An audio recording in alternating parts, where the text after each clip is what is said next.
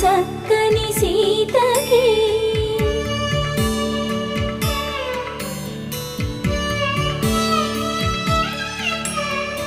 ఎర్ర జాబిలి చేయి రాముడేడని అడుగుతుంటే చూడలేదని పెదవి చెప్పే చెప్పలేమని కనులు చెప్పే నల్ల పూసైన